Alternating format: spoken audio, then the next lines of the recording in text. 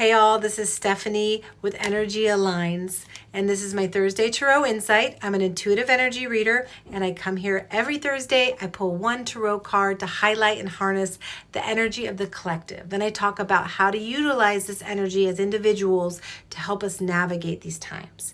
So let's get started. For my Thursday Tarot Insight, the collective energy reading for August 25th through 29th is the Seven of Water Insight. You can pause the video here if you want a little bit more closer look and look at the details and use your intuition to glean information from this card. But I will say the information for this card came in really hot and fast. So here it goes. I'll try to not talk too fast. What we have access to is this light, the light that cuts through the murkiness of the realms of the emotions. This is the ultimate learning realm of being human, the realm of our emotions. And there is so much that we hold, so much that we carry, so many layers and so many depths. And it is not up for us to solve every riddle of our humanness in this lifetime. But what we have access to now is a light, this light here, that cuts through to the truth of us. And how and why are we cutting through to the truth of us? We're cutting through emotions to get to the truth of us. So it's not bypassing emotions. In fact, it's shining a clear, bright, divine light obtained only through divine awareness into the depths of us to actually see the emotion, to actually entertain the emotions, and to come face to face with the realness of these emotions that we often get drowned in as human beings. So the Seven of Water. So water, the emotional realms in the tarot, and seven is insight.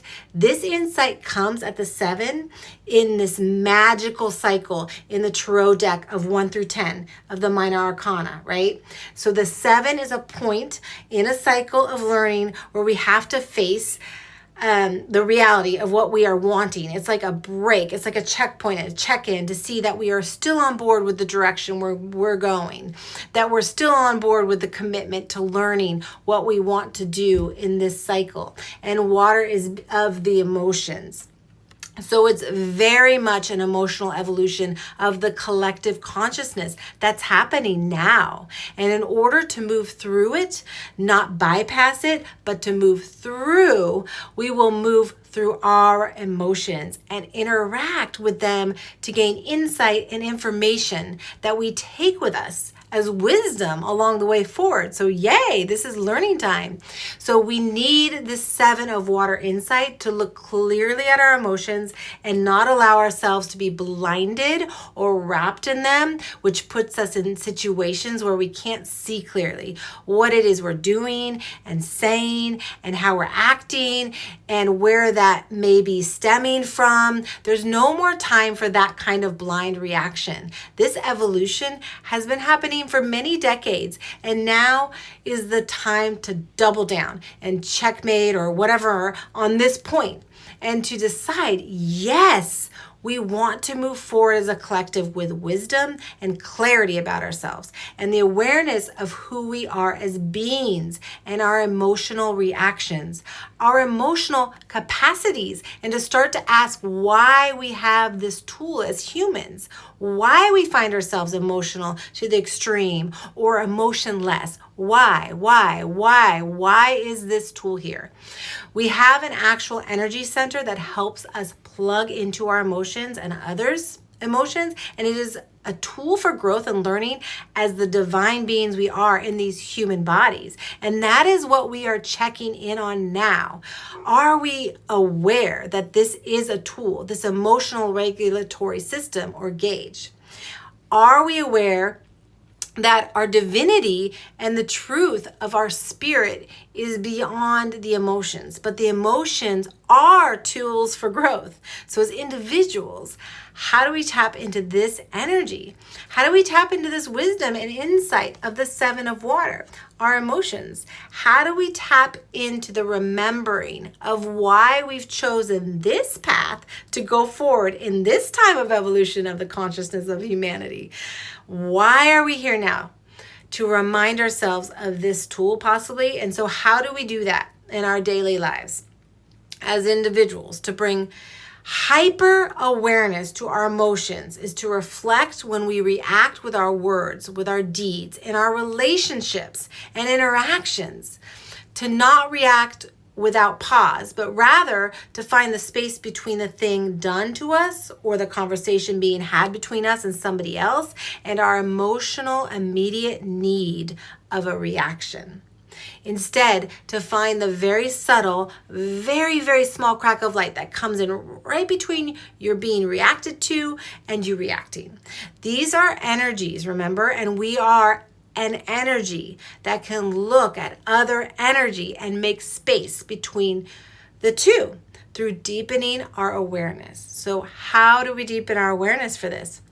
We practice having quiet time, and if we are muddled up in our emotions all the time, then it's doubling down on our meditation practice, where we're quietly sitting and breathing and grounding and clearing our space. Then we can start to pull up the situation, the conversation, and look at it from a neutral and calm and grounded place. Then we can see it clearly. Then we can see other alternatives. Then we can see the healing. Then we can see where the trauma was or is held. Then we can see how we've been hurt. Then we can see how we've been covered up by emotion and lost and blinded there. Instead, we can start to learn more tools so we can react from places of purpose and certainty. This is the epitome of energy awareness right here in this card. Emotions are not us. They are not us. They are a tool to help us learn, grow, navigate the human experience. This card, this place we are in, this collective energy right now needs our attention, needs our extreme attention. Now, extreme attention focused on this particular aspect of emotions. This is kind of serious, and this deserves its own talk, actually. This deserves its own meditation around this. And I'm going to actually personally sit with this card a little bit more and see if it's a meditation that I want to give out to the world or not. A meditation on this card or the subjects, because it's something to really pay attention to. And there's so many ways to get support with our emotional health. And if you don't have ways that you are getting supported with your emotional well-being, it's time to start looking for tools, looking for embodiment work, somatic work, looking for books, therapy, talk therapy, energy work, ways where you are moving the emotions and connecting with them in your body and in your energetic space somehow.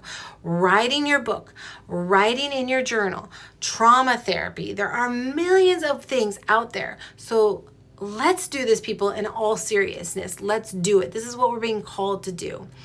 And today I'm sending lots of love and deep awareness this week. It's been intense. I will say, for me personally, and this card is it came right on time. I am totally relating with it, and I'm asking if you need support, please reach out. Reach out to me if you need a meditation. Reach out to a friend. Use your tools. Learn new tools if you can. And if you're interested in learning new tools from me, working with energy, please sign up to my newsletter. September is right around the corner, and I'm sending out a newsletter only once a month for the rest of this year. Each is focused on an energy center in our body, and we drop in and we're meditating on the specific energy center. So you can start to deepen your awareness of this particular topic that we're talking about here. Deepen your awareness of your energetic system so you can have a relationship with it. So sign up for my newsletter on my website, energyalliance.com, or just message me here. And I'm wishing all of you lots of love and deep awareness. Have a great rest of your week and weekend, and I'll see you next week. Take care.